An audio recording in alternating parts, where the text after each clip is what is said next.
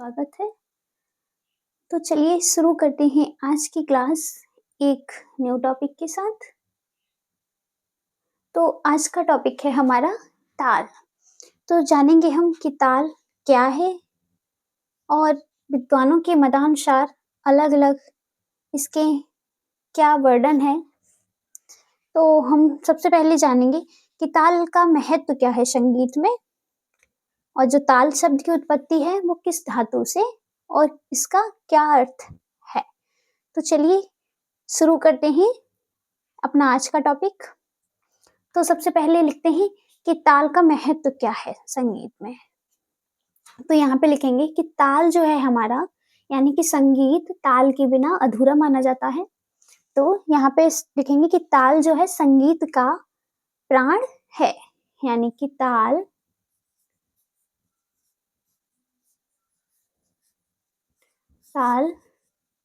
संगीत का प्राण है।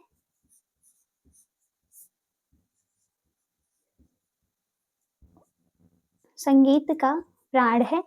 ताल जो है वो हमारी क्या है, तो लय दर्शाने की इकाई है।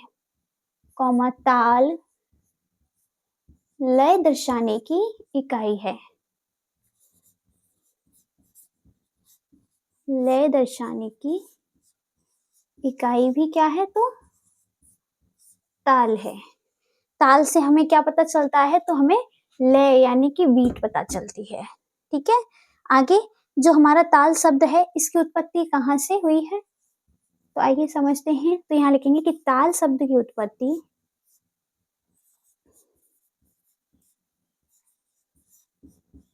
ताल शब्द की उत्पत्ति किससे हुई है, तो तल धातु से हुई है। किससे, तल धातु से।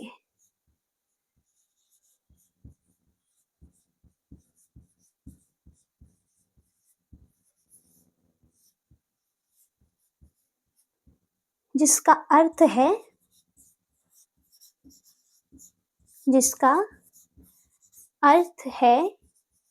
क्या, तो आधार। तो अर्थ क्या हो जाएगा इसका, तल धातु का, यानी कि आधार। और जो हमारा ये ताल शब्द है इसको हम एक क्वेश्चन नोट कर लीजिए, पूछ लिया जाता है कि इसको ताल को दक्षिणी संगीत में नहीं, तमिल में क्या कहते हैं। तमिल भाषा जो हमारी होती है उसमें हम ताल को क्या कहते हैं। तो यहाँ पे लिख लीजिए कि ताल को, इंपॉर्टेंट पॉइंट है, ब्लैक से नोट कर लीजिएगा। ताल को तमिल में क्या कहा जाता है, तो इसको अच्चू के नाम से जाना जाता है। किससे, अच्चू के नाम से।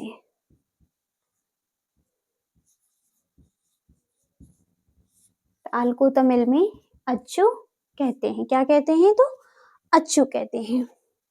तो इतना नोट करने के बाद अब हम अपनी विद्वानों के मत को जानेंगे कि हमारी जो ताल शब्द की उत्पत्ति है वो कैसे हुई है, यानी कि किस प्रकार बताया गया है। तो लिखेंगे कि संगीतार्णव ग्रंथ में, संगीतार्णव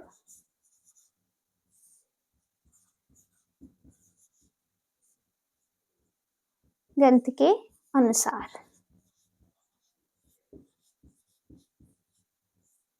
तो इस ग्रंथ में क्या वर्णित है ताल को लेके, कि ताल की उत्पत्ति जो है वो भगवान शिव के नृत्य तांडव से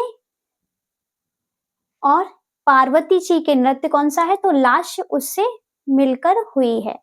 तो यहाँ लिखेंगे कि संगीतार्णव ग्रंथ के अनुसार भगवान शिव, या फिर लिखेंगे कि ताल की उत्पत्ति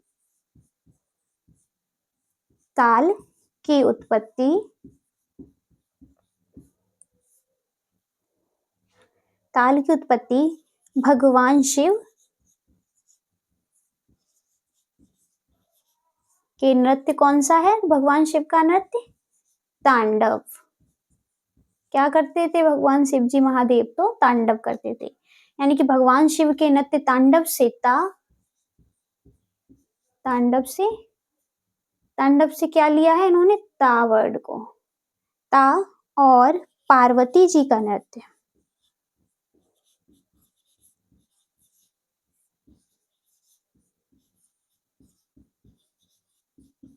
पार्वती जी का नृत्य मैंने अभी आपको कौन सा बताया था, तो लास्य, लास्य से ला, क्या तो लास्य से ला, इस प्रकार देखो क्या बन रहा है हमारा, ये ताल बन रहा है ना। तो पार्वती जी के नृत्य लास्य से ला से हुई है, ल के संयोग से हुई है,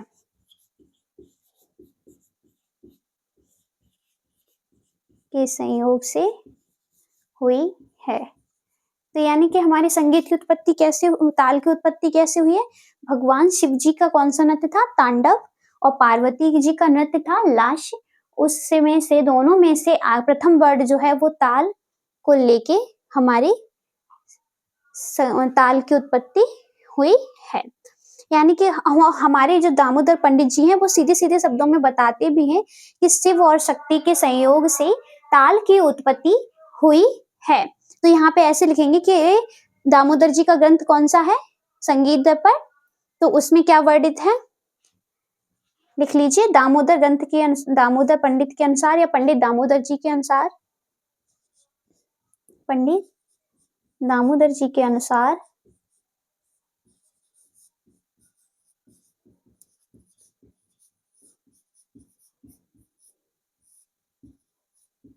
उन्होंने क्या बताया है कि शिव और शक्ति के संयोग से, शिव तो आप जानते ही हो यानी कि शिव जी, और शक्ति किसको कहा है? पार्वती जी को। यानी कि शिव और शक्ति के संयोग से, तो इसमें भी आप ऐसे ही लिख लीजिए कि शिव और शक्ति के संयोग से, शक्ति के संयोग से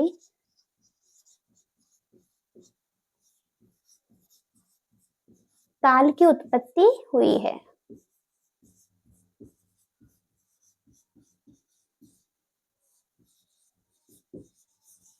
यानी कि पंडित जी ने भी यही बताया कि शिव और शक्ति के संयोग से ताल की उत्पत्ति हुई है। आगे आगे समझेंगे कि हमारे जो और दो प्रकांड विद्वान हैं, सारंग देव जी और भरत जी, उन्होंने क्या ताल को लेके अपना मत दिया है। तो इतना नोट कर लीजिए, मैं ऊपर से क्लीन कर रही हूं। तो हमारे जो दामोदर पंडित जी हुए, इन्होंने क्या क्या किया था, जैसा कि इन्होंने संगीत की उत्पत्ति किससे बताई थी? मैं आपको लास्ट क्लास में पढ़ा चुकी हूँ, ये जो पहले क्लासें हुई हैं उनमें मैंने आपको बताया है कि संगीत की उत्पत्ति इन्होंने पशु पक्षी से बताई थी। वैसे ही इन्होंने ताल की उत्पत्ति किससे बताई है? तो शिव और शक्ति के संयोग से ताल की उत्पत्ति को बताया है। आगे लिखेंगे भरत या सारंग देव जी के अनुसार। तो सबसे पहले भरत जी का मत लिख लीजिए आप, भरत जी क्या कहते हैं, या फिर सारंग देव जी के लिख लीजिए। तो लिखिए सारंग देव के अनुसार,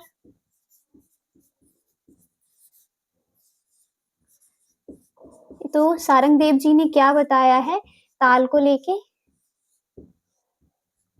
इन्होंने कहा है कि गीत वाद्य और नृत्य, संगीत किससे बना हुआ है? तो गायन वादन और नृत्य तीनों को मिश्रित क्या है? हमारा संगीत है। तो गीत वाद्य और नृत्य यहीं पे लिख लीजिए ऐसे ही कि गीत वाद्य और नृत्य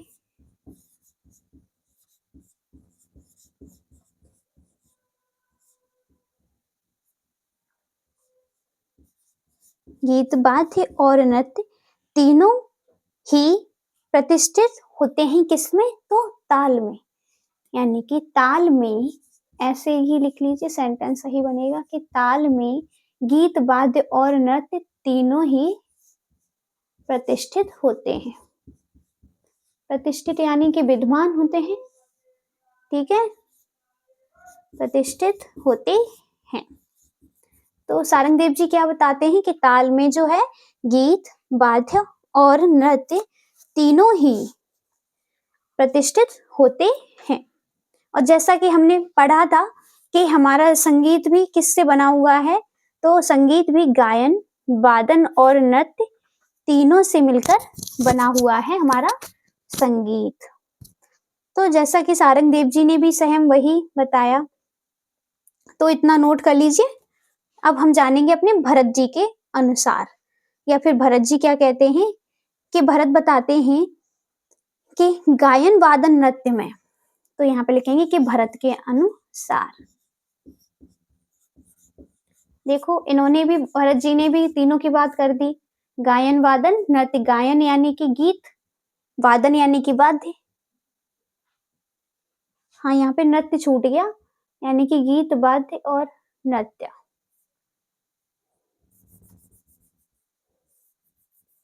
गीत, ताल में गीत,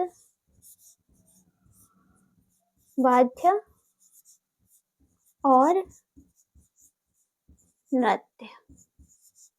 ठीक है, तो भरत के क्या कहते हैं कि गायन वादन नृत्य में, यानी कि यही तीन आ गए, गायन वादन, तीनों रचनाएं साथ चल रही हैं।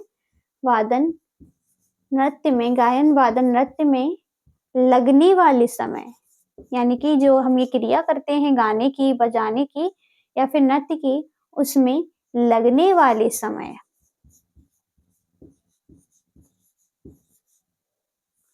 समय को, यानी कि ये जो समय हम वो उसे कैसे मापते भी होंगे, तो लगने वाले समय को मापने की क्रिया, या फिर मापने के लिए, मापने के लिए, मापने के लिए जिस पैमाने का, यानी कि कोई यंत्र होता होगा जिससे हम ये समय को मापते होंगे, जिस पैमाने का प्रयोग किया गया,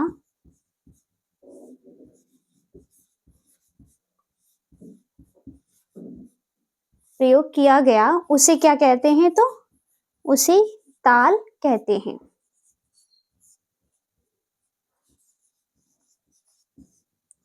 उसे ताल कहते हैं। तो जैसा कि बता दिया इन्होंने, तो भरत जी ने, कि गायन वादन नृत्य में लगने वाले समय को जो हम मापते हैं, मेजरमेंट करते हैं, उसके लिए हम जिस पैमाने का प्रयोग करते हैं, यानी कि जैसे कि हमारा आज का टाइम पीरियड घड़ी से हम मापते हैं कि कितने बज रहे हैं, उसी अनुसार संगीत में ताल होती थी, जिसमें बीट होती है, मात्राएं होती हैं, वो हमें बताती हैं संगीत का समय। तो जिस पैमाने का प्रयोग किया गया उसे ताल कहते हैं। तो आगे लिखेंगे कि जैसे कि हमारे और विद्वान हुए, उनसे क्या बोलते हैं, एक अरुण कुमार सेन करके नाम है, वो क्या बताते हैं कि साहित्य में जैसे कि छंद और संगीत में ताल का जो जन्म है वो स्वाभाविक है। ठीक है, तो अगर लिखना चाहें तो आप ये भी नोट कर लीजिए कि डॉक्टर अरुण कुमार,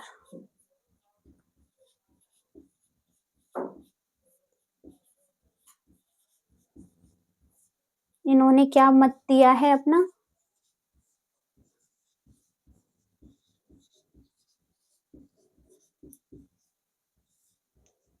ये कहते हैं कि साहित्य में क्या, तो साहित्य में छंद,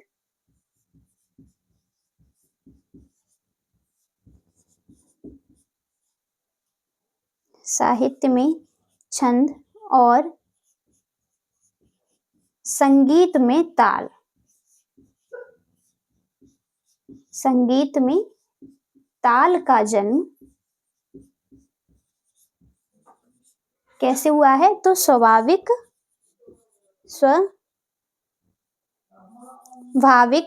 रूप से हुआ है। कैसे हुआ है, तो स्वाभाविक रूप से, स्वाभाविक रूप से हुआ है। तो ये हमारे डॉक्टर अरुण सेन कुमार जी क्या बताते हैं कि साहित्य में छंद और संगीत में ताल, इन दोनों का जन्म कैसा है, तो वह स्वाभाविक है। इतना नोट कर लीजिए।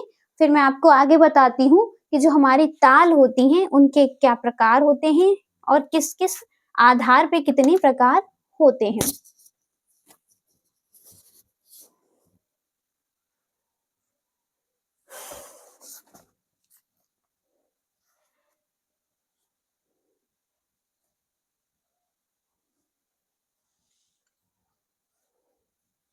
तो चलिए आपने इतना नोट कर लिया होगा, तो मैं इसे क्लीन करके आगे बताती हूँ आपको।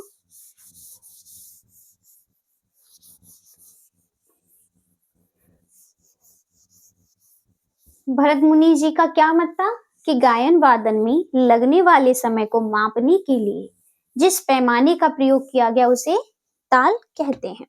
तो अब यहाँ पे लिखेंगे कि संरचना के आधार पर ताल के दो प्रकार होते हैं। तो नेक्स्ट पॉइंट क्या हो जाएगा कि संरचना के आधार पर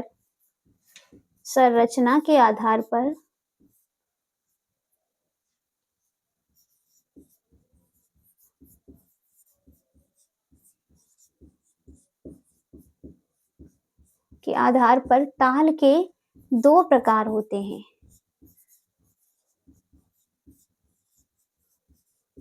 तो नंबर फर्स्ट लिखेंगे क्या, तो संपदी ताल, और नंबर दूसरा तो विसंपदी ताल। तो नंबर फर्स्ट संपदी ताल में क्या होता है, इसके बारे में पहले थोड़ा जान लीजिए। संपदी ताल किसे कहते हैं, यानी कि जिस ताल में सभी पद यानी कि समान होते हैं, यानी कि जो हमारे विभाग बने होते हैं वो कैसे होते हैं, तो समान यानी कि बराबर मात्राओं के होते हैं। तो लिख लीजिए किस जिसमें या फिर जिन तालों में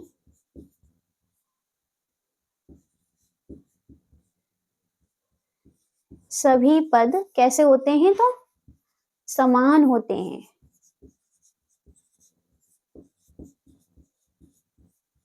उन्हें हम क्या कहते हैं, तो वो हमारी संपदी ताल होती हैं। जैसे कि कौन कौन सी ताल, तो छोटी सी ताल है और प्रचलित भी है, सिनेमा संगीत में उसका प्रयोग भी होता है, दादरा ताल। और हमारी एक बहुत ही प्रचलित ताल है तीन ताल, जो कि हमारी 16 मात्राओं की है और ये हमारी 6 मात्राओं की है। आप चाहें तो मैं इसके एक बार आपको ताल का विभाग भी बता दे रही हूँ कि संपद कैसे होते हैं। तो दादरा ताल का ठेका भी जान लेंगे, या इसकी बस आप मात्रा और बोल जान लीजिए क्या होते हैं। तो इसमें 6 मात्राएं होती हैं, ऐसे करके लिख लीजिए दादरा ताल। तो इसमें लिख लीजिए मात्रा और बोल क्या है इसके, जिससे कि इसके पद समान दिखाई देते हैं। तो मात्रा क्या हो जाएंगी इसकी, 1 2 3 4 5 6, यानी कि धा, धी, ना और धा, ती और ना।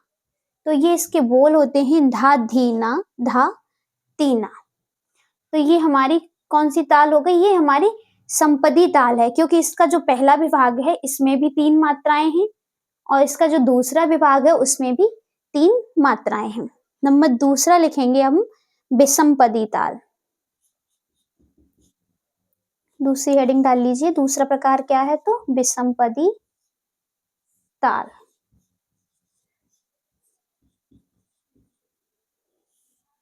तो हमारी विसंपदी ताल क्या होती है, आइए जानते हैं कि जो हमारी विसंपदी ताल होती है इसमें क्या होता है कि जैसे कि इसमें पद जो होते होंगे वो हमारे समान नहीं होते होंगे, कुछ इसी प्रकार का। आप थोड़ा तो माइंड मतलब लगा सकते हैं कि इसमें ऐसा क्या बताया गया होगा कि जो इसमें जैसे कि लिखा है संपदी और विसंपदी, तो उसी के अकॉर्डिंग हम समझते हैं इसको भी।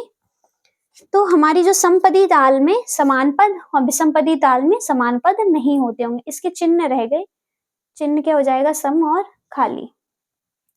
तो यहाँ पे हम विसंपदी ताल यानी कि सभी पद कैसे होते हैं, असमान होते हैं।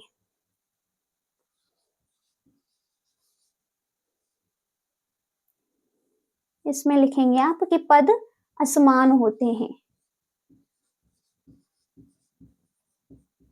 पद असमान होते हैं, क्योंकि इसमें भी दो विसंपदी में भी दो तरह की तालें आ जाती हैं। एक आती है संगीत ताल और दूसरा आता है विसंपदी, यानी कि जिसका पहला दूसरा विभाग जो होता है, पहला तीसरा विभाग समान मात्राओं का और दूसरा और चौथा विभाग हमारी समान मात्राओं का होता है। तो हमारी ये इसमें कौन कौन सी ताल आ जाएंगी विषमपदी ताल में? तो जैसे कि हाँ, हमारी हो गई दीपचंदी ताल, जो कि हमारी कितने मात्राओं की है? 14 मात्राओं की है। और इसमें क्या है, इसका पहला और तीसरा विभाग 3-3 मात्राओं का है और दूसरा और चौथा विभाग 4-4 मात्राओं का है। दीपचंदी झपताल, जो कि हमारी कितनी मात्राओं की है? तो 10 मात्राओं की है। पहला और तीसरा विभाग 2-2 मात्राओं का है और तीसरा चौथा विभाग इसका 3-3 मात्रा का है। ठेका इसका है धीना, धी धीना, तीना, धी धीना। तो ऐसे ही हमारी ये विषमपदी ताल होती हैं। तो इसमें लिख लीजिए रूपक ताल भी आ जाएगी इसी में, छोटी वाली। इसमें 7 मात्राएं होती हैं। रूपक ताल का जो ठेका है वो मैं आपको बता दे रही हूँ, हालांकि इनके बड़े हैं, यहाँ आ नहीं पाएंगे। रूपक ताल को आप समझ लीजिए। तो रूपक ताल का ठेका, कौन सी ताल बता रही हूँ मैं, उसके नीचे एरो का टिक कर रही हूँ, रूपक ताल। और ये हमने कौन सी जानी है? तो दादरा ताल को जाना। अब हम रूपक को जानते हैं, तो यहाँ लिख लीजिए रूपक ताल, लिख ही लीजिए नहीं तो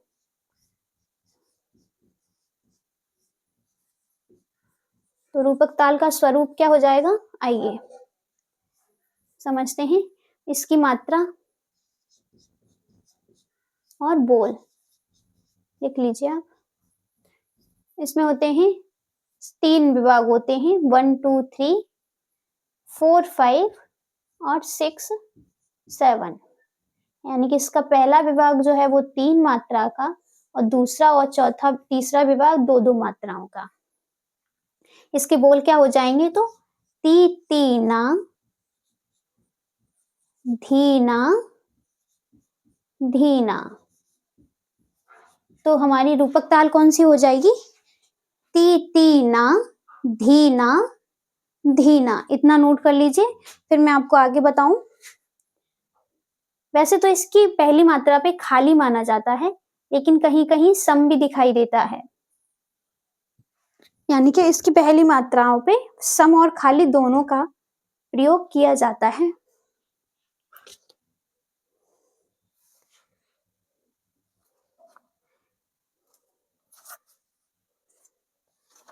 इतना नोट हो गया हो, मैं ऊपर से क्लीन कर रही हूँ। आगे बढ़ते हैं हम इसमें। तो दादरा ताल का ठेका क्या बताया मैंने आपको, या स्वरूप क्या है? तो धी धीना और नहीं, धा धीना, धा तीना।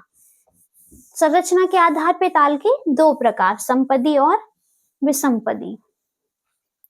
तो अब जानेंगे कि इसमें आगे समझते हैं कि हमारे जो पंडित सारंगदेव जी हुए, उन्होंने ताल के 2 प्रकार कौन से बताए हैं।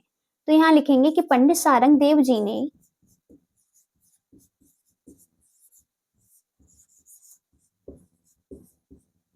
कौन सा ग्रंथ बताया था मैंने आपको? तो संगीत रत्नाकर ग्रंथ। किस शताब्दी का है? 13वीं शताब्दी का। संगीत रत्नाकर ग्रंथ में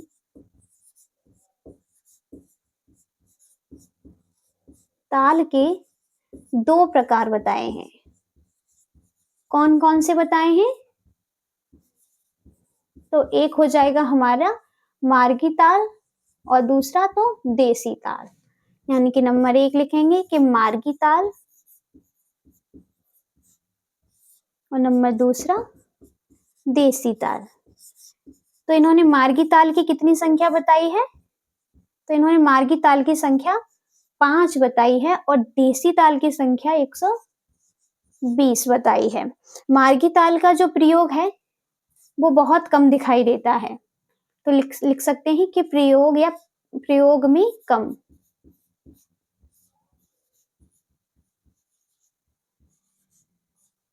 और ये आजकल जो ताले प्रचलित हैं वो हमारी देसी ताले ही हैं। तो यहाँ लिखेंगे कि प्रयोग में अधिक या फिर प्रचार में अधिक।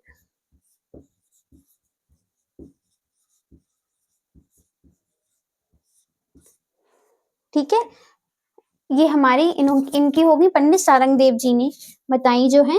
ठीक है, वैसे तो 120 ताल हैं इसमें देसी, और ये हमारी किसने बताई है? पंडित सारंगदेव जी ने। इस प्रकार कुल ताल कितनी बताई इन्होंने? 125। तो आइए अब जानते हैं कि हमारा जो कर्नाटक या दक्षिणी संगीत है उसमें मुख्य 7 तालों का प्रयोग किया जाता है। तो आप ये बस पॉइंट वाइज लिख लीजिए, जिससे कि आपको ऑब्जेक्टिव या ऑप्शनल में आसानी रहेगी। तो यहाँ पे आप ऐसे पॉइंट करके लिख लीजिए कि कर्नाटक संगीत में, अभी हम कौन सा ये हिंदुस्तानी संगीत की बात कर रहे हैं जो मैंने आपको बताया है। तो यहाँ पे बस पॉइंट लिख लीजिए कि कर्नाटक संगीत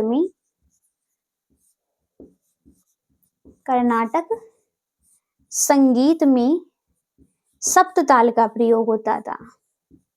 कितनी ताल का? तो सप्त ताल का प्रयोग होता था, यानी कि 7 ताल का प्रयोग। और मार्गी संगीत में जैसे कि मैं आपको बता ही चुकी हूं कि 5 ताले प्रमुख हैं। ठीक है, तो जैसा कि मैं आपको यहाँ पे लिखाया, मैंने आपको बताया भी कि कर्नाटक संगीत में हमारी सप्तताल का प्रयोग होता था। वो 7 तालें कौन कौन सी थी, उनके नाम लिख लीजिए आप। नंबर 1 तो ध्रुव ताल, नंबर 2 ध्रुव 8 ताल या फिर मठ ताल लिख लीजिए। पहले ध्रुव, मठ ताल, रूपक ताल, झपक ताल। कौन सी? तो झंपक ताल, ध्रुव, मठ, रूपक, झंप, त्रिपुट,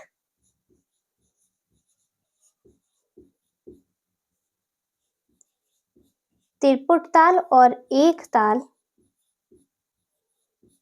और एक बची हमारी 8 ताल। तो ये हमारी कर्नाटक संगीत की मुख्य 7 तालें थी जो कि इनका प्रयोग होता था हमारे दक्षिणी संगीत में। दक्षिणी और कर्नाटक संगीत एक ही बात है, कंफ्यूज मत होइएगा। मात्राएं मैं बता दूं आपको इनकी, तो ध्रुव ताल में जो है वो 14 मात्रा होती हैं। कितनी? 14 मात्राएं। ध्रुव, मठ, रूपक, झंप, त्रिपुट, एक और 8 ताल, यानी कि मठ ताल में कितनी होती थी? तो 10 मात्राएं, और हमारे रूपक ताल में तो 6 मात्राएं। कितनी? 6। हिंदुस्तानी संगीत की रूपक ताल में 7 मात्राएं होती हैं, याद रखिएगा, कंफ्यूज मत होइएगा। और यहाँ दक्षिणी संगीत में इसमें 6 मात्राएं होती हैं।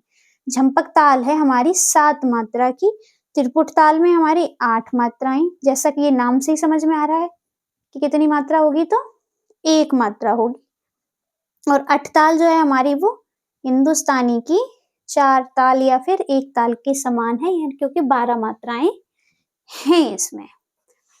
तो जैसा कि इतना नोट कर लीजिए, मैंने आपको ये दक्षिणी संगीत की कितनी तालें हैं, 7 तालों का प्रयोग आपको बताया है, और कितनी मात्राएं में कितनी, कौन सी ताल में कितनी मात्राएं, ये भी मैंने आपको नोट करा दिया है।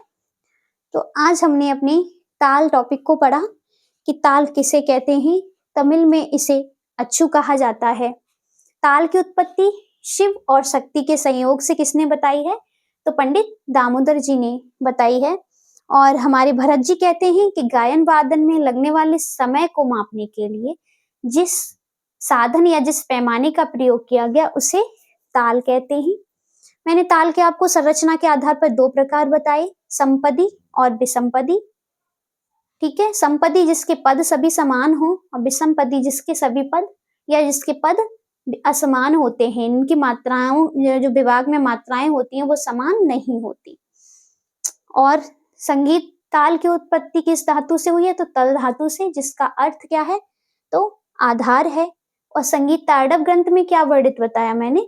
तो शिव जी का नृत्य तांडव से ता और पार्वती जी की नृत्य लास्य से ला के संयोग से संगीत की उत्पत्ति, ताल की उत्पत्ति हुई है। सारंगदेव जी ने 2 प्रकार मार्गी और देसी बताए हैं, यानी कि कुल ताल कितनी है इनकी? तो कुल 125 ताल हैं। यहाँ पे आप ऐसे लिख सकते हैं कि कुल 125 ताल।